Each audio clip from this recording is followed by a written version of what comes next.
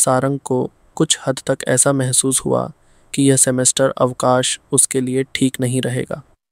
Intern, वह intern क्यों बनना चाहती है, जबकि वह इस समय का उपयोग जिन्हई के बारे में जानकारी इकट्ठा करने में कर सकती है।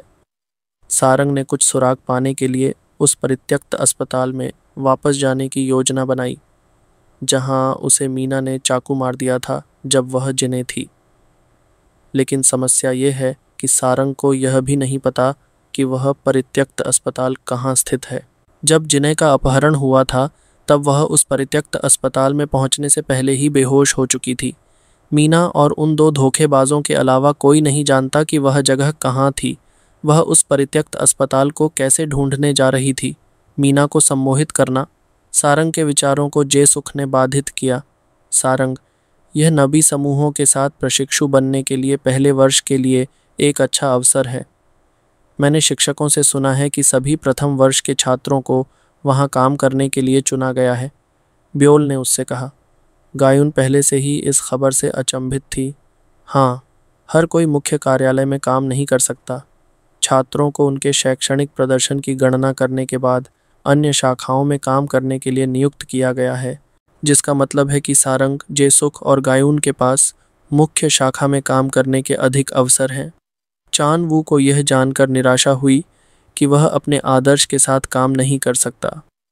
क्या आपको लगता है कि सारंग को छोड़कर हम दोनों मुख्य शाखा में काम करने के योग्य हैं? गेउन ने उसे धक्का देकर दूर कर दिया। बहुत ड्रामा क्वीन है। जेसुख ने अपना सिर हिलाया और सारंग की ओर मुड़ा। क्या तुम खुश हो कि तुम नबी समूहों में शामिल हो पाए? नहीं, मैं नबी ग्रुप में इंटर्न नहीं बनूंगा। सारंग के जवाब से वे दंग रह गए। सारंग, क्या तुम गंभीर हो? गेउन ने चौंक कर कहा। हाँ, मैं। सारंग, क्या तुम जानते हो कि तुम क्या कह रहे हो? चानवू ने उसके माथे पर हाथ मारा। हाँ, मुझे पता है। फिर हम दोनों अपने सेमेस्टर की छुट्टियां विदेश में बिता सकते हैं। ब्योल ने सारंग को अपनी बाहों में भर लिया। नहीं, मैं नहीं करूँगा। तीनों ने कुछ कहने के लिए जेसुख की ओर देखा। क्या? तुम मेरी तरफ क्यों देख रही हो? अगर सारंग नहीं जाना चाहती तो जाने दो। जेसुख ने उसे चॉकलेट बार थमा दी। बाकी तीनों ने आंखें घुमाईं। वह बहन सिंड्रोम से ग्रस्त हो गया है। सारंग उसकी बात सुनकर मुस्कुराया और चॉकलेट का एक टुकड़ा खा लिया। यह तुम्हें कहाँ से मिला? सारंग को एक चॉकलेट प्रेमी के रूप में महसूस हुआ कि उसने अपने जीवन में कभी इस तरह की चॉकलेट नहीं खाई। यह मेरे तीसरे भाई ने विशेष रूप से भेजा है। वह जानता है कि तुम्हें चॉकलेट खाना बहुत पसंद है, इसलिए उसने मुझे इसे तुम्हारे पास भेजने के लिए कहा। जेसुख को कुछ हद तक लगा कि उसका तीसरा भाई सारंग के साथ स्नेह के लिए लड़ने जा रहा है। क्या वह उसे रिश्वत दे रहा है? कोई आश्चर्य नहीं कि हम इसका स्वाद नहीं ले पा रहे हैं। ब्योल के मुंह से लार टपकने लगी। जेसुख ने हंसते हुए कहा, चिंता मत करो, मैं तुम्हें चॉकलेट से भी ज़्यादा मीठा कुछ दूंगा। ब्योल ने अपने गालों को सहलाते हुए शर्माते हुए कहा, बस करो। चान वू को उनकी छेड़खानी देखकर उल्टी आने लगी। उसे आश्चर्य होने लगा कि कब उसका दोस्त ज्ञानी बन गया और उसके जैसे अकेले लोगों को परेशान करने लगा। सारंग को लगा कि उसे इन लोगों से दूरी बनाकर रखनी होगी, क्योंकि उसे डर था कि कहीं ये लोग उसे संक्रमित न कर दें। गेउन ने हमेशा की तरह प्रेमी युगल की बात को नज़रअंदाज करते हुए कहा, सारंग, क्या तुम सचमुच नब्बी समूह में प्रशिक्षु बनने के लिए तैयार नहीं हो? सारंग ने अपना सिर हिलाया। क्या आपको लगता है कि मैं उनका प्रशिक्षु बनना चाहता हूँ, जबकि मैं उनके महारथी जू वॉन को हराने में सक्षम हूँ? सभी ने सिर हिलाया। सारंग के दोस्तों को पता है कि उसका परिवार देश के 10 सबसे अमीर लोगों में से एक है। वह सुंदर और प्रतिभाशाली है।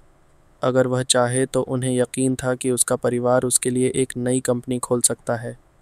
यह स्वीकार्य है जब सारंग ने कहा कि वह नबी ग्रुप्स में इंटर्न नहीं बनना चाहती। वे नहीं जानते कि सारंग की अनिच्छा का एक और कारण था, वह यह कि वह सुंगजिन के साथ कोई बातचीत नहीं करना चाहती थी। जैसी तुम्हारी इच्छा। फिर परीक्षा के बाद तुम क्या करने की योजना बना रही हो? चानवू ने उससे पूछा। मैंने अभी तक इसके बारे में नहीं सोचा है, सारंग ने जवाब दिया, क्योंकि वह सोचने लगी थी कि वह उस परित्यक्त अस्पताल के बारे में जानकारी कहाँ से शुरू कर सकती है। तुम्हारा मतलब है कि उसने हमारे बिग बॉस को अस्वीकार कर दिया? बियोम सेक जोर से हंसने लगा, क्योंकि वह सुंघजिन के काले पड़ते चेहरे को नोटिस करने में विफल रहा था। हाँ, सारंग और उसके दोस्तों को छोड़कर सभी प्रथम वर्ष हमारी अन्य शाखाओं में आवंटित किए गए थे, जेबम ने कहा। उसे वास्तव में आश्चर्य हुआ कि उसका छोटा भाई नबी समूहों में प्रशिक्षु के रूप में शामिल न होने के बारे में क्या सोच रहा था। यह जीवन का एक सुनहरा अवसर है, लेकिन वह अपनी गॉड सिस्टर के लिए इसे खोना चाहता है। गॉड सिस्टर के बारे में सोचते ही जेबम ने अपने बिग बॉस की ओर देखा। हम उसे अपने जीजा के रूप में कैसे स्वीकार कर सकते हैं? वह निश्चित रूप से इस राक्षस को अपना जीजा नहीं बनने देगा। जैसे कि उसके विचारों पर ध्यान दिया गया हो, सुंघजिन ने जेबम की ओर देखा। इसके बारे में कभी मत सोचना। जेबम ने दोषी महसूस करते हुए तुरंत अपनी नज़रें हटा लीं। अरे चलो, क्या तुम्हें लगता है कि उसके जैसी युवा मिस यहाँ एक प्रशिक्षु के रूप में शामिल होंगी? उसके सभी दोस्त सोने का चम्मच लेकर पैदा हुए थे, चांदी का चम्मच भी नहीं। तुम्हारी योजना ही विफल होने जा रही है। बियोम सेक ने अपना सिर हिलाया। सुंघजिन ने चुपचाप अपनी मेज़ पर हाथ मारा और कुछ देर तक सोचता रहा। वह कहाँ है? जेबम ने जल्दी से फ़ोन लगाया और फ़ोन रख दिया। सारंग अपने दोस्तों के साथ शॉपिंग करने मॉल में गई है। सुंघजिन अपने सूट के बटन लगाते हुए उठा। मुझे वहाँ ले चलो। बियोम सेक ने उसे रोका। अरे, सच में तुम उसे बीच में रोकने जा रहे हो? भगवान के लिए, अभी कुछ दिन पहले ही उसने अपनी परीक्षाएं समाप्त की हैं। जब लड़कियां खरीदारी कर रही हों तो उन्हें मत रोको। सुंघजिन ने उसे अनदेखा कर दिया जब वह अपने कमरे से बाहर चला गया। जेबम, आपके जीजा बहुत गुस्सैल स्वभाव के हैं। बियोम सेक ने सुंघजिन के पीछे पीछे उसका कंधा थपथपाया। जेबम को अचानक लगा कि उसके बाल उसके हाथ से खड़े हो गए हैं। बेवकूफ़ जेसुक, तुमने अपनी भाभी को अपनी गॉड सिस्टर क्यों बनाया? बहुत समय हो गया, हम लड़कियां एक साथ घूमती रहीं। ब्योल ने सारंग और गेउन की बाहें पकड़ लीं। हाँ, क्योंकि कोई हमेशा डेटिंग में व्यस्त रहता है। सारंग ने ब्योल के माथे पर हाथ फेरा। अरे, मुझे मत तंग करो। ब्योल ने अपना माथा रगड़ते हुए अपने होंठ फुलाए। अब नाराज़गी बंद करो, चलो खाना खाने चलते हैं, मुझे भूख लगी है। सारंग ने उसका पेट सहलाया। कुछ घंटों की खरीदारी के बाद लड़कियों को भूख लगने लगी। जब वे टैक्सी पकड़ने के लिए प्रवेश द्वार की ओर बढ़ीं, तो अचानक एक आवाज़ ने उन्हें रोक दिया। सारंग, क्या यह तुम हो? सारंग, क्या यह तुम हो? सारंग का नाम सुनकर वे तीनों रुक गए और उस व्यक्ति की ओर देखने लगे। क्या वह कांग हवान नहीं है? बियोल ने फुसफुसाकर उनसे पूछा। हाँ, वह यहाँ क्या कर रहा है? गेउन ने फुसफुसाकर पूछा। वह सुंदर लड़का लड़कियों की तरफ चला गया। उसके बगल में दो लड़के थे जो उसके जैसे ही सुंदर थे और दो लड़कियां थीं जो एक अमीर लड़के की तरह दिख रही थीं। सारंग को अपनी आंखों के सामने देखकर कंग हवान का दिल पसीज गया। उसे देखते ही उसे लगा कि उसने कुछ ऐसा हमेशा के लिए खो दिया है जो शायद उसकी पहुंच से बाहर है, चाहे वह कितना भी प्रयास क्यों न करे। सारंग उसके चेहरे की ओर देखना भी नहीं चाहता जब वह सोचती है कि असली सारंग, बेचारी लड़की ने इस बदमाश के लिए अपनी जान गंवा दी। यह सोचकर वह वहां से चल देती है। जब कंगहवान ने देखा कि सारंग दूर जा रही है तो वह उसकी ओर दौड़ा और सारंग के सामने रुक गया। उसे इतने करीब देखकर उसका दिल धड़क उठा। उसे कभी नहीं पता था कि सारंग इतना बड़ा हो सकता है सुंदर। क्या इसका कारण यह है कि उसने उसे 1 साल से नहीं देखा है? आप कौन हैं? सारंग की उदासीन आवाज़ ने उसकी भौहें सिकोड़ दीं। क्या तुम मजाक कर रहे हो? तुम मुझे नहीं जानते? कंगहवान गुस्से में लगभग हंस पड़ा। मैं उन लोगों को याद नहीं रखता जो मेरे लिए महत्वपूर्ण नहीं है। सारंग के चेहरे पर अधीरता के भाव दिखाई दिए। कंगहवान अपना आपा खो बैठा। तुम मुझसे ऐसा कैसे कह सकते हो? क्या तुम भूल गए कि मैं कौन हूँ? क्या तुम भूल गए कि तुमने पिछले 10 साल मेरे पीछे भागते हुए अपना प्यार दिखाने में कैसे बिताए? सारंग ने व्यंग्यात्मक लहजे में कहा। ओह सॉरी, मैं भूल गया। मुझे उम्मीद नहीं थी कि तुम्हें यह याद होगा।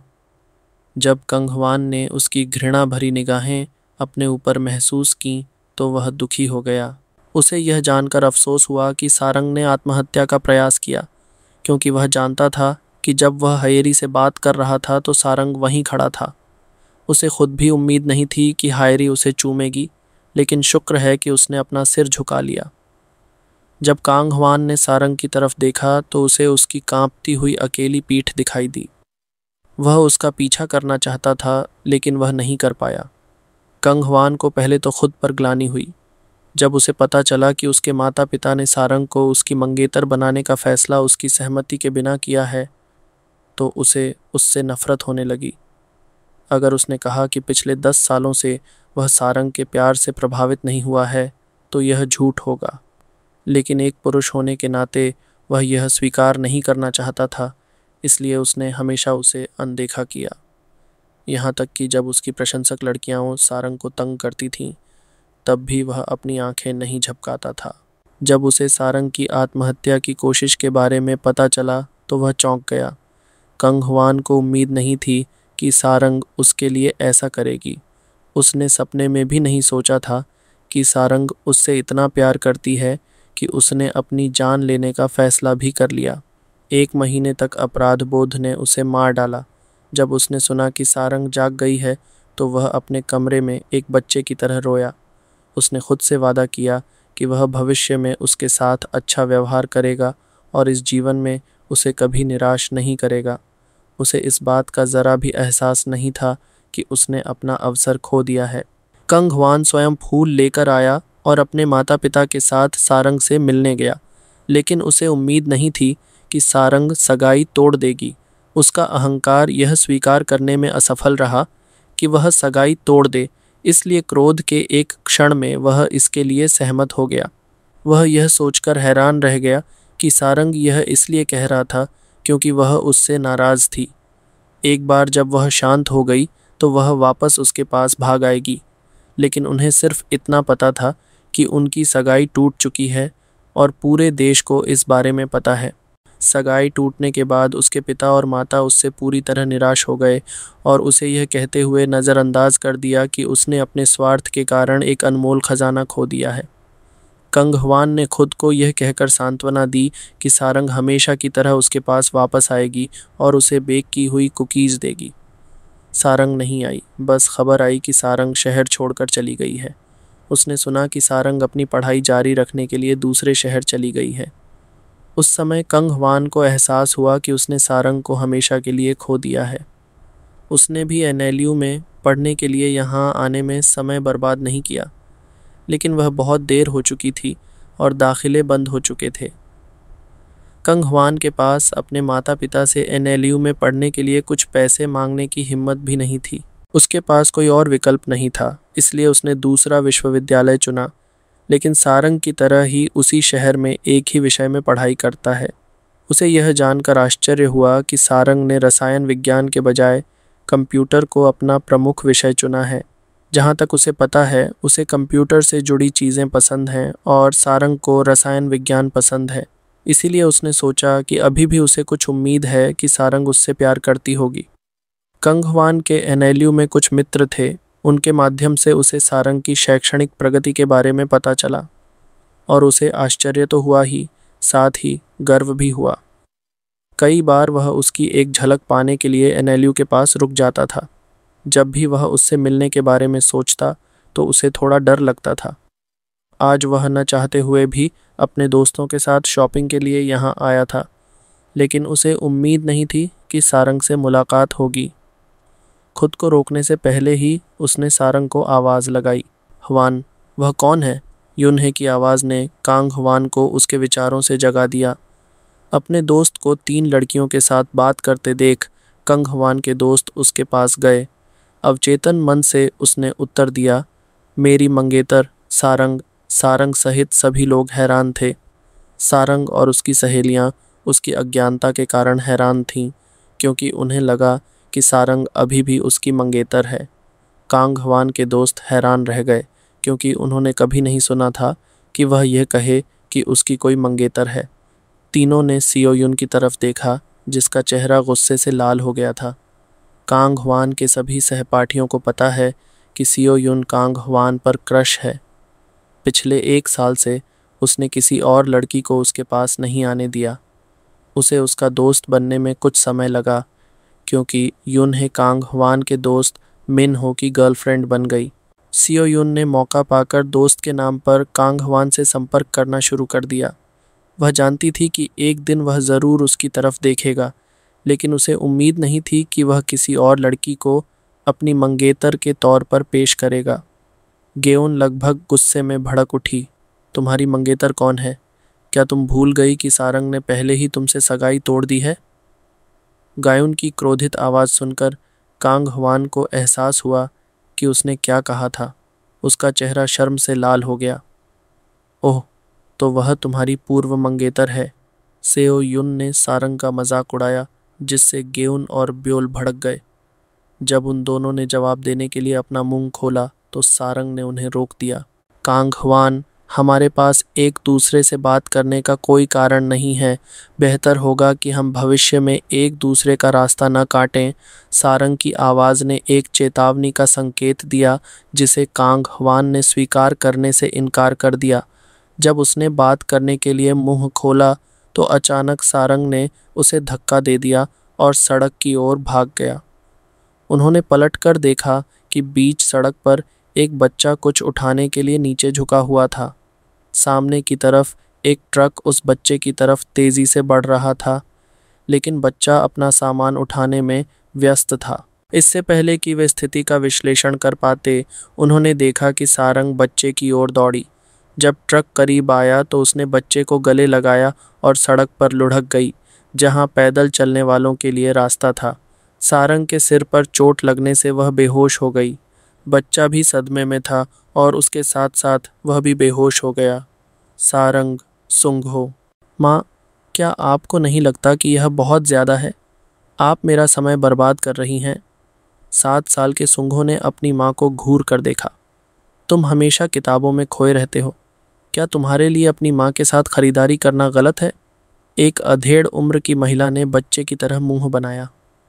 माँ, नाराज़गी जताना बंद करो, वरना मैं पिताजी को बता दूंगा कि तुमने पिताजी के पैसे के बजाय अपने पैसे खर्च किए हैं। सुंघो ने अपनी जेब से मोबाइल निकाला और अपनी माँ के सामने लहराया। अपने बेटे की बातें सुनकर श्रीमती सुंघ के होंठ फड़क उठे।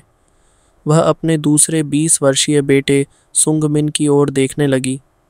माँ, मेरी तरफ ऐसे मत देखो। यह तुम्हारी समस्या है कि तुम पिताजी के पैसे खर्च नहीं कर रही हो। मैंने बेटी को जन्म क्यों नहीं दिया? केवल बेटियां ही माँ के दिल को समझ सकती हैं। श्रीमती सुंघ ने अपने अदृश्य आंसू पोंछते हुए झूठा रोना रोया। सुंघो ने सिर हिलाया।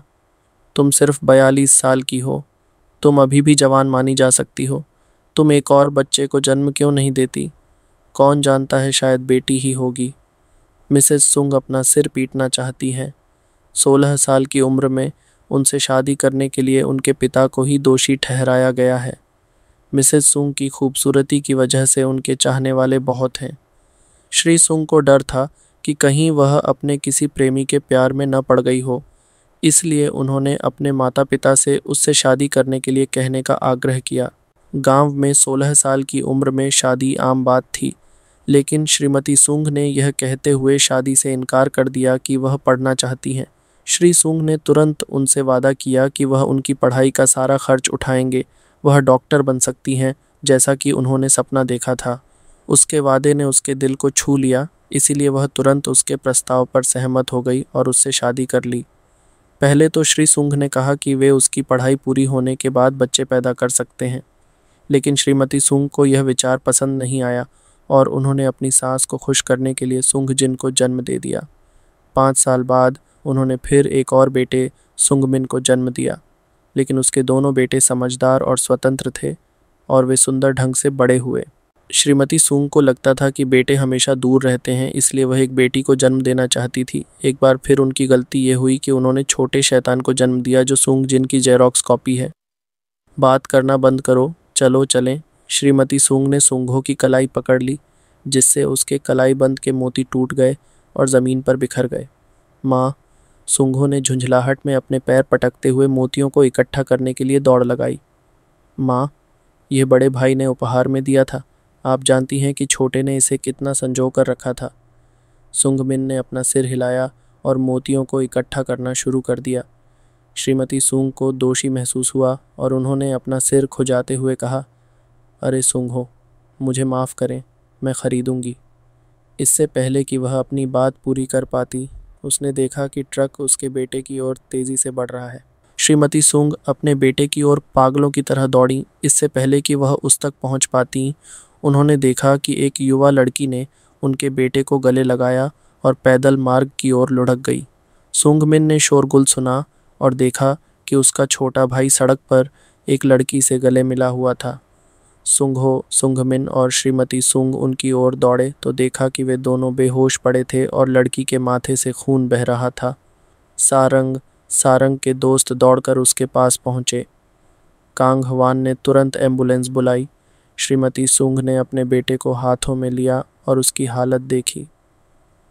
जब वह सदमे के कारण बेहोश हो गया तो उन्होंने राहत की सांस ली। जब उन्होंने युवती के माथे की जांच की तो उसकी सुंदरता देखकर श्रीमती सुंग दंग रह गईं। जल्द ही 2 एम्बुलेंस आईं और क्रमशः बच्चे और सारंग को ले गईं। सुंघो परिवार एम्बुलेंस में उनके साथ गया। गायून और ब्योल सारंग के साथ गए।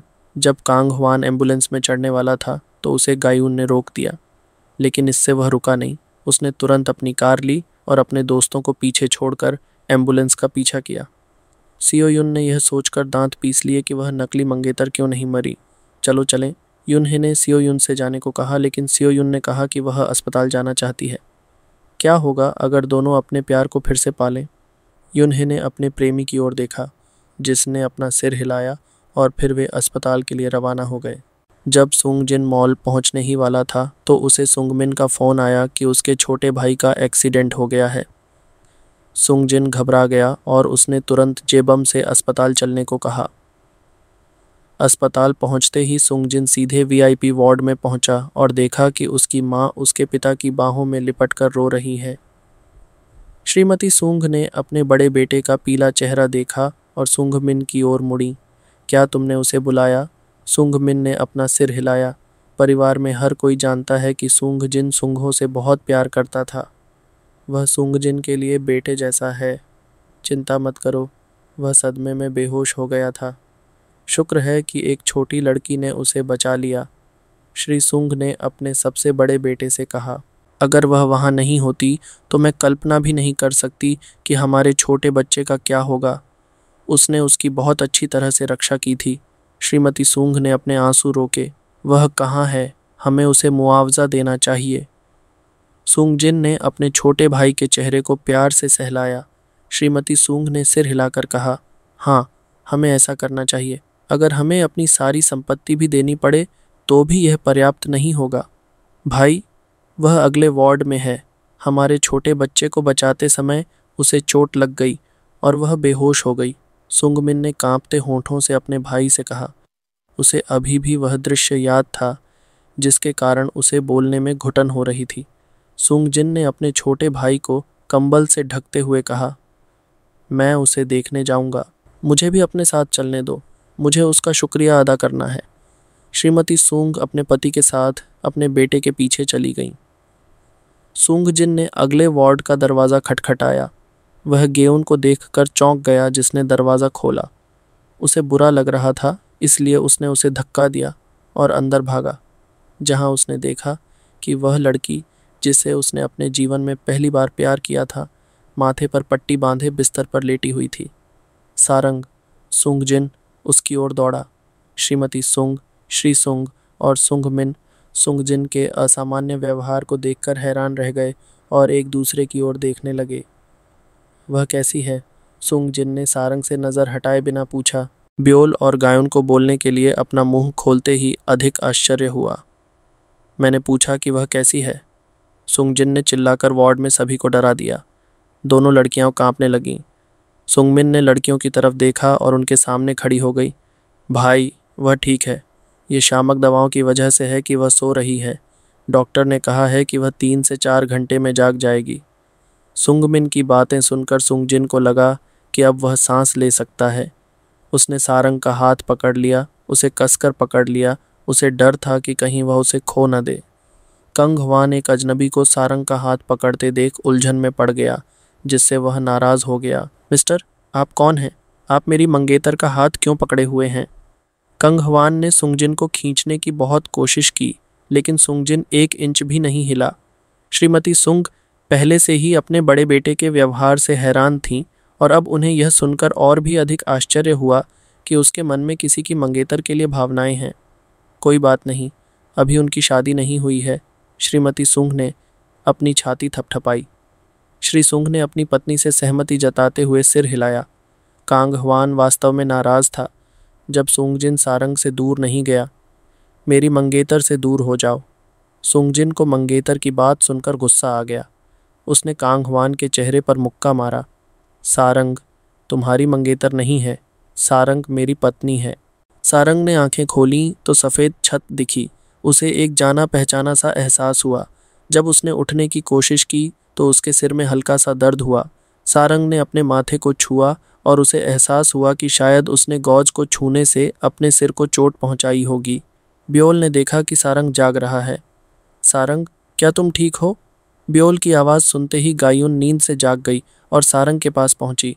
सारंग, क्या अब तुम्हें बेहतर महसूस हो रहा है? गायुन ने उसे पीने के लिए पानी दिया।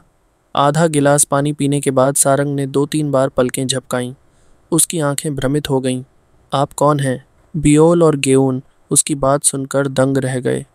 हे भगवान, क्या करें? सारंग हमें भूल गया। ब्योल रोने लगा। क्या उसे भूलने की बीमारी हो गई है जैसा कि नाटकों में दिखाया जाता है? गेउन घबरा गया। सारंग की जेड जैसी आंखों को देखकर लड़कियों को यह सोचने पर मजबूर होना पड़ा कि क्या सियोक चान को बताना चाहिए या नहीं। अचानक एक आवाज़ आई, टकराना। तीनों ने दरवाजे की ओर देखा। चानवू के चेहरे का रंग उड़ गया और उसने अपने हाथ में पकड़ा हुआ दलिया का थैला छोड़ दिया। उसके बगल में जेसुक खड़ा था, जो एक मूर्ति की तरह हैरान था। चानवू धीरे से सारंग के पास गया। तो सारंग को मेरी याद नहीं है? पिछले साल हमने जो दिन बिताए, जिस तरह से उसने मुझे हैकिंग सिखाने का वादा किया था। जेसुक ने अपने तीसरे भाई का नंबर डायल किया और स्थिति की जानकारी दी। जेबम, जो सुंगजिन के साथ अगले वार्ड में था, यह सुनकर हैरान रह गया। उसने फुसफुसाकर सुंगजिन को यह बात बताई। सुंगजिन तुरंत उसे देखने वार्ड में गया। आप सब कौन हैं? क्या मैं आपको जानता हूँ? सारंग ने आंखें झपकाईं। ब्योल रोने लगी। गायुन, वह हमें याद नहीं करती, वह हमें कैसे भूल सकती है? गेउन ने खुद को रोने से रोकते हुए कहा। सारंग, याद करने की कोशिश करो, हम तुम्हारे दोस्त हैं। सारंग ने प्यार से अपना सिर झुकाया। सारंग, वह कौन है? सुंगजिन ने जब उसकी बात सुनी तो उसके होंठ फड़क उठे। वह धीरे धीरे उसके पास गया और बिस्तर पर बैठ गया। तुम सबको भूल सकती हो, तुम अपने पति को नहीं भूल सकती। सारंग ने जब यह बात सुनी तो उसके माथे पर बल पड़ गए। सुंगजिन ने उसके बालों को धीरे से उसके कान के पास टिकाया। उसकी आंखें प्यार से भर गईं। मैं तुम्हारा पति हूँ, तुम मेरी पत्नी हो। सारंग ने हाथ झटक कर कहा। बीवी मेरा पैर। तेरी बीवी कौन है? सुंगजिन ने अपना सिर हिलाया। नहीं बेटा, दुर्घटना के कारण तुम सब कुछ भूल गई हो।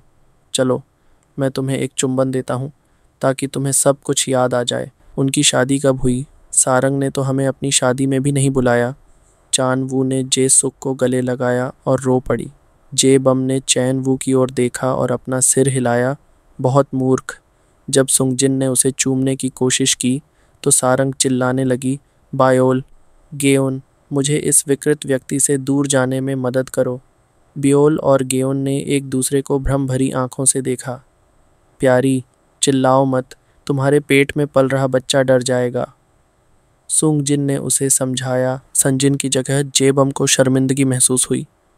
जब उनके बिग बॉस ने इस तरह का व्यवहार करना शुरू किया तो वे अवाक रह गए।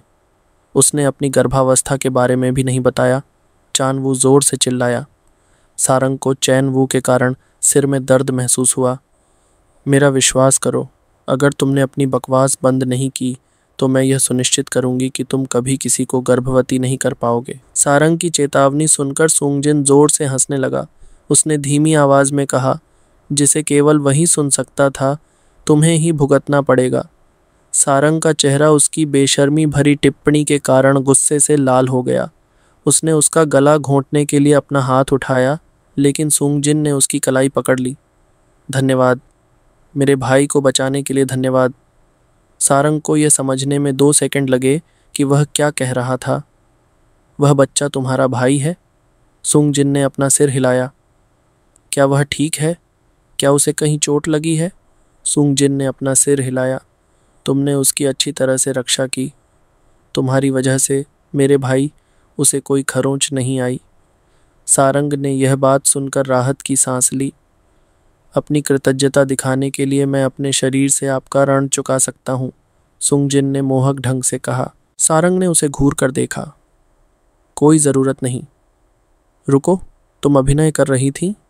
चानवू ने अपने आंसू पोंछे और उसकी ओर इशारा किया। सारंग ने जीभ बाहर निकाली और हंसते हुए कहा, मैं तो बस तुम्हारे साथ मजाक करना चाहता था। ब्योल और गेउन पहले से ही सारंग को टॉर्चर करने के 100 तरीके अपने दिमाग में प्लान कर रहे थे, लेकिन बिग बॉस के कारण वे उससे संपर्क करने से डरते थे। उन्हें अभी भी कुछ घंटे पहले का दृश्य याद है। सारंग तुम्हारी मंगेतर नहीं है, सारंग मेरी पत्नी है। क्या तुम दोनों ने शादी कर ली? बेटा, तुमने हमें क्यों नहीं बताया? श्रीमती सूंग जल्दी से सुंगजिन के पास गईं। कोई समस्या नहीं, जब तक तुम शादीशुदा हो मैं खुश हूँ। मिस्टर सूंग ने अपनी नाटकीय पत्नी को अपने बेटे से दूर खींच लिया। क्या तुम उसके चारों ओर का अंधेरा वातावरण नहीं देख सकती? बातें करना बंद करो और तमाशा देखो। कंगहवान यह सुनकर दंग रह गया। आप क्या बकवास कर रहे हैं? वह 20 नहीं बल्कि 12 साल की होने वाली है। क्या आप मुझे मूर्ख समझते हैं? सुंगजिन ने व्यंग्य किया। हाँ, तुम मूर्ख हो जो रत्न का मूल्य नहीं जानते। तुम उसे पहले ही खो चुके हो। अब मैंने रत्न हथिया लिया है तो यह मेरा है, केवल मेरा। जब उसने ऐसा कहा तो सुंगजिन ने सारंग की ओर देखा।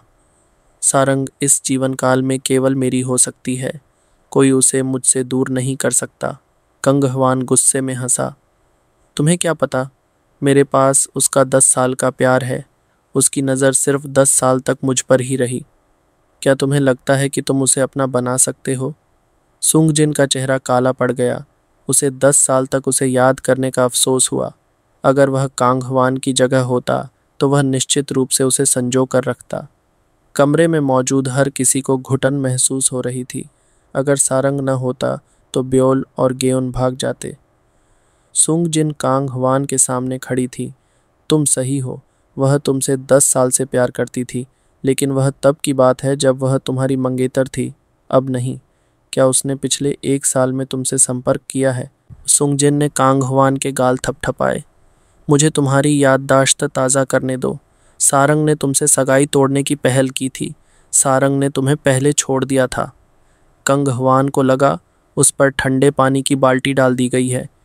उसके हाथ कांपने लगे और सुंगजिन के शब्द उसके दिमाग में उतरने लगे। उसके हैरान चेहरे को देखकर सुंगजिन को लगा कि वह लगभग जीत गया है। तुम उसके लायक नहीं हो। तुमने अपना मौका खो दिया। अब कृपया चले जाओ। कांगहवान के दोस्त पहले से ही दरवाजे पर झांक रहे थे। वे हस्तक्षेप करने में झिझक रहे थे क्योंकि कमरे में स्थिति काफ़ी गंभीर थी।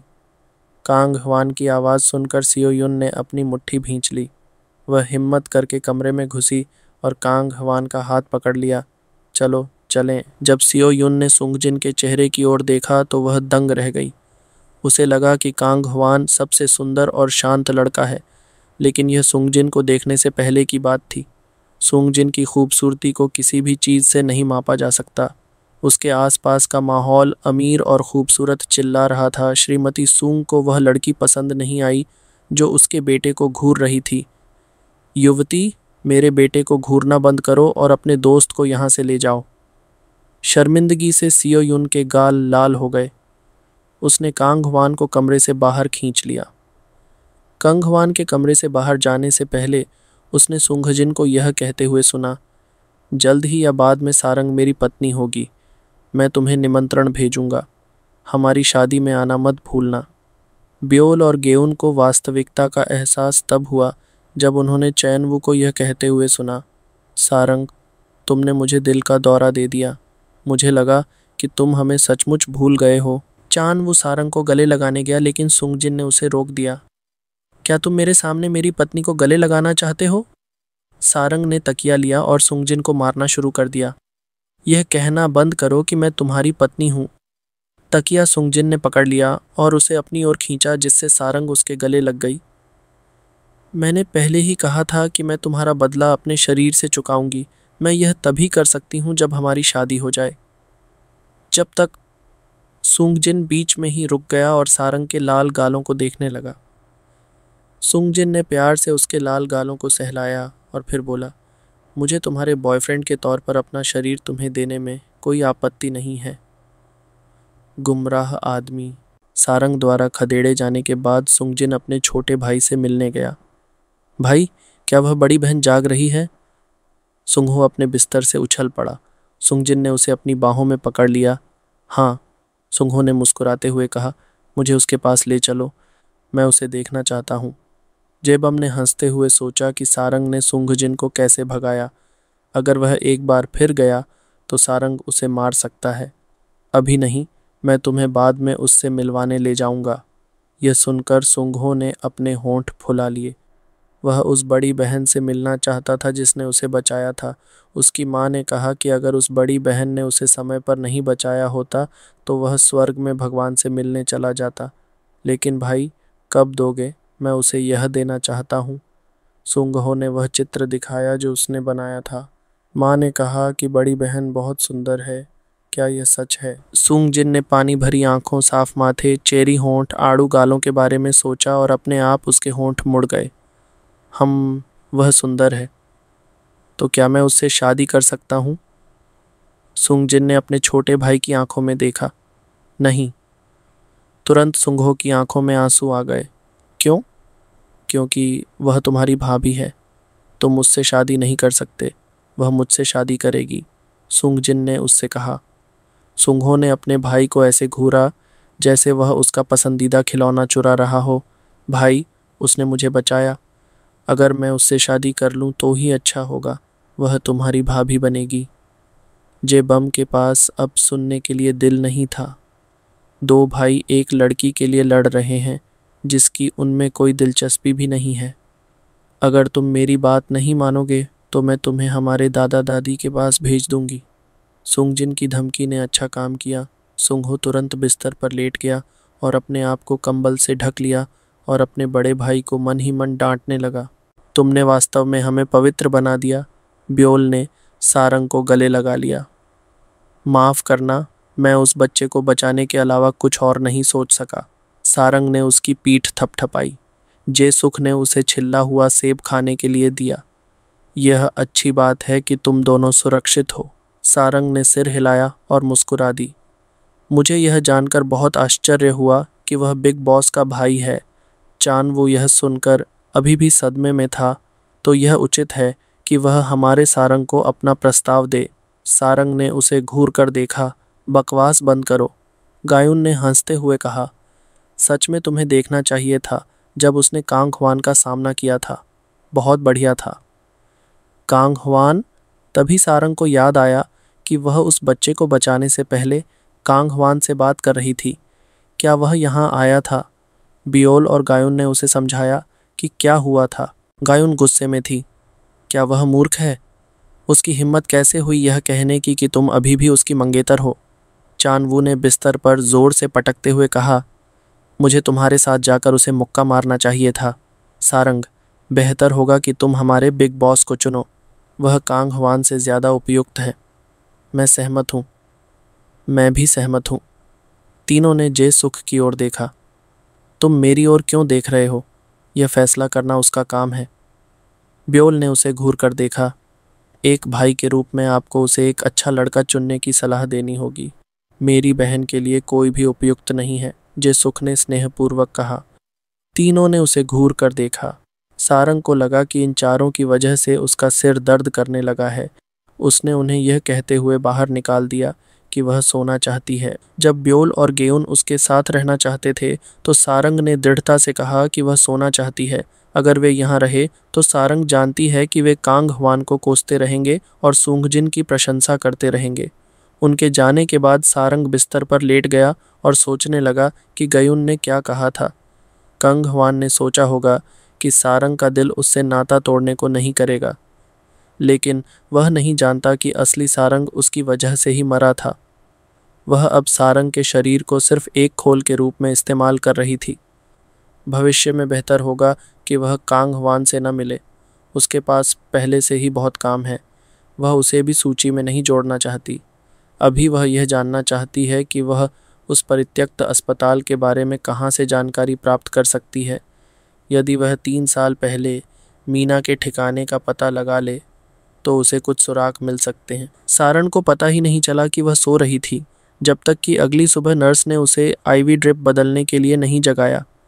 जब नर्स चली गई तो उसे लगा कि कोई दरवाज़ा खोल रहा है, इसलिए वह पीछे मुड़ी और उसे 2 प्यारी प्यारी आंखें दिखाई दी। सारंग ने 2 बार पलकें झपकाईं, यह समझने के लिए कि वह सपना देख रही है या नहीं। उसके सामने खड़ा बच्चा बहुत प्यारा था। उसने बच्चे के चेहरे पर उलझन देखी कि उसे अंदर आना चाहिए या नहीं। उसने यह भी महसूस किया कि जब उसकी नज़र उसके माथे पर पड़ी तो बच्चे को बुरा लग रहा था। उसे एहसास हुआ कि यह बच्चा कौन हो सकता है। सारंग ने हंसते हुए कहा, मेरे हाथ आईवी से बंधे हुए हैं। मेरे लिए हिलना डुलना थोड़ा असहज है। आप मुझे 1 गिलास पानी डालने में मदद क्यों नहीं करते? वह बच्चा तुरंत अंदर भागा और 1 गिलास में पानी डाला। यह रहा। सारंग ने गिलास खाली करते हुए कहा, बहुत बहुत धन्यवाद। मुझे बहुत प्यास लगी थी। तुम सही समय पर आए और मेरी मदद की। सुंघो की आंखें चमक उठीं। सच? बड़ी बहन, आपको लगता है कि मैं आपकी मदद कर रहा था? सारंग उन प्यारी आंखों में लगभग पिघल गई जो उसे उस कुत्ते की याद दिलाती थीं जब वह जिने थी। वह उसके सिर पर थपकी दिए बिना न रह सकी। बेशक, अगर तुमने मुझे पानी न दिया होता तो मैं पिशाच बन जाती। उसने उसे काटने जैसे कुछ हाथ के इशारे किए। बड़ी बहन, पिशाच पानी नहीं पीते, वे खून पीते हैं। सुंघो ने उस पर हंसते हुए कहा। सारंग लगभग भूल गया कि वह सुंगजिन का भाई था। आह, तुम सही हो। मुझे लगता है कि सिर पर चोट लगने के बाद मैं बेवकूफ़ हो गई हूँ। सारंग ने अपने चेहरे पर एक उदास भाव दिखाया और चुपचाप उसकी ओर देखा। सूंघो ने अपने प्यारे छोटे हाथों से उसके माथे को छुआ। सारंग दर्द से कराह उठा जब उसका हाथ उसके घाव को छू गया। उसकी पीड़ा भरी कराह सुनकर सूंघो की आंखें तुरंत आंसुओं से भर गईं। मुझे माफ़ कर दो, मेरी वजह से तुम बेवकूफ़ बन गए हो। सारंग ने नाक सिकोड़ते हुए कहा, कोई बात नहीं, एक बार तुम मेरे घाव पर फूंक मार दोगे तो मैं ठीक हो जाऊंगा। चलो कर लो। सूंघो ने अपना सिर हिलाया और उसके सिर पर तब तक फूंक मारी जब तक उसे चक्कर नहीं आ गया। सारंग ने उसे अपनी बाहों में पकड़ लिया जब वह हिल रहा था। वह इतना छोटा था कि वह उसे अगवा करके अपने पास रखना चाहती थी। अपने आप को शांत करने के बाद उसने सारंग के मुस्कुराते चेहरे को देखा। क्या अब तुम्हें बेहतर महसूस हो रहा है? सारंग ने उसके सिर पर हाथ फेरा। तुम्हारे शुक्रिया, मैं ठीक हूँ। तुम बहुत सुंदर हो। मैं तुमसे शादी करना चाहता हूँ। क्या तुम मेरी दुल्हन बनोगी? तुम बहुत सुंदर हो। मैं तुमसे शादी करना चाहता हूँ। क्या तुम मेरी दुल्हन बनोगी? सारंग को लगा कि शायद उसने गलत सुना है। क्या मैं तुमसे शादी करूँगी? सूंघो ने अपना सिर हिलाया। एक बार जब तुम मुझसे शादी कर लोगी तो मैं तुम्हें बड़ी बहन नहीं कहूँगा, मैं तुम्हें पत्नी कहूँगा। इन दोनों भाइयों को क्या हो गया है? सारंग के होठों पर एक पतली सी रेखा बन गई। सूंघो को लगा कि सारंग दुखी है। उसे लगा कि जब भी उसकी माँ परेशान होती है तो उसके पिता उसे कैसे सहलाते हैं। जब वह उसे चूमने वाला था तो उसने दबे पांव कहा, सूंघो। सूंघजिन अपने भाई और सारंग के बीच की बातचीत को देख रहा था और वह यह सोचकर हंस रहा था कि सारंग ने उसके भाई के साथ कितनी कोमलता से व्यवहार किया होगा। लेकिन जब उसके भाई ने उस लड़की को प्रपोज़ किया जिससे वह शादी करना चाहता था तो उसका चेहरा सख्त हो गया। जब सूंघो सारंग को चूमने वाला था तो उसने अपने कदम तेज़ कर दिए। सूंघो, इस बदमाश सूंघजिन ने उसे कॉलर से पकड़ लिया और सूंघो ने उसके पैर को हवा में मारना शुरू कर दिया। भाई, तुम मुझे मेरी भावी दुल्हन के सामने शर्मिंदा कर रहे हो। सारंग उसके व्यवहार पर अपनी हंसी रोक नहीं सका। सारंग की बेफिक्री भरी मुस्कान को देखने के लिए सूंघजिन ने अपना सिर झुकाया। उसने अपने भाई को इस बार जाने देने का फैसला किया। सूंघजिन ने उसे नीचे उतारा और सूंघो को अच्छे से व्यवहार करने के लिए कहा। तुम लोग सुबह सुबह यहाँ क्या कर रहे हो? तुम उसे परेशान कर रहे हो। मिसेस सुंग अंदर आईं और सारंग की ओर देखने लगीं। अच्छा हुआ तुम जाग गए। आओ, मैं तुम्हारे लिए नाश्ता लेकर आई हूँ। उसने अपने बेटों की तरफ देखा। तुम लोग वहाँ किस लिए खड़े हो? हटो एक तरफ। सारंग को यह समझने में 2 मिनट लगे कि वह सुंगजिन की माँ है। पत्नी, मेरी माँ की चिंता मत करो, वह तुम्हारे लिए एक अच्छी सास होगी। सुंघो ने उसे चम्मच थमा दिया। सारंग को आश्चर्य हुआ कि वह कैसे बड़ी बहन से पत्नी बन गई। आप किसे पत्नी कह रही हैं? ऐसा लगता है कि आप हमारे दादा दादी के साथ रहने के लिए बहुत उत्सुक हैं। सुंगजिन के शब्दों से छोटे बच्चे के शरीर में सिहरन पैदा हो गई। सुंगहो सारंग के पास झुका और फुसफुसाया, पत्नी, मैं तुमसे मिलने बाद में आऊँगा, जब मेरा बड़ा भाई आसपास नहीं होगा। उसने उसके गालों पर एक चुंबन दिया और सुंगजिन के उसे पकड़ने से पहले ही भाग गया। वह बच्चा, श्रीमती सुंग ने अपने सबसे बड़े बेटे की ओर देखा और जोर से सांस रोककर कहा, अरे, उसकी परवाह मत करो, वह तो बस एक बच्चा है। सारंग ने सुंगजिन की काली निगाहों को नज़रअंदाज कर दिया और खाना खाने पर ध्यान केंद्रित किया। मैं अपना परिचय देना भूल गई। मैं सुंगजिन और सुंगहो की माँ हूँ। मुझे अपने सबसे छोटे बेटे को बचाने के लिए आपको धन्यवाद देना है। अगर आप नहीं होते तो मुझे नहीं पता कि क्या होता। सारंग ने देखा कि कैसे इस सुंदर महिला का चेहरा गंभीर हो गया। सब ठीक है श्रीमती सुंग, कोई भी ऐसा ही करता। आपको मुझे धन्यवाद देने की ज़रूरत नहीं है।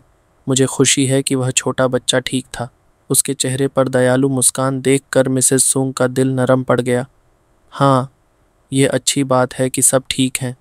मुझे मिसेस सुंग मत कहो, इससे थोड़ी दूरी महसूस होती है। मुझे आंटी कहो। फिर वह अपने बेटे की ओर मुड़ी। क्या तुमने उसका धन्यवाद अच्छे से किया? सुंगजिन ने अपना सिर हिलाया और फिर उसे कुछ याद आया। उसे आज नबी ग्रुप्स में इंटर्न के रूप में रिपोर्ट करना है।